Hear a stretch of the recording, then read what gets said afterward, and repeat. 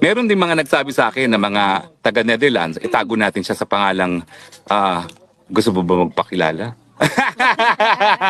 Dulce.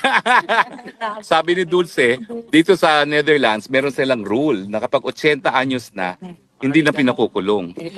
So ngayon, pwede pa natin i-allege din yan na dahil 80 years old na si Tatay Digong, wala na dapat kulong. At yung katunayan na 80 anyos na siya at siya nakakulong, labag yan doon sa karapatan niya ng, anong tawag doon? Equal protection of the laws.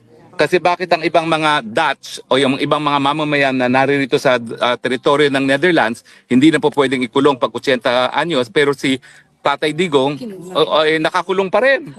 So, ako'y makikipag-usap din sa mga Dutch lawyers para dito sa batas neto dahil kung may ganyan talaga, pwede natin i-challenge yan na that is contrary to human rights because it violates yung equal protection of the law. Ang ibig sabihin po ng equal protection of the law, yung person similarly situated should be treated alike.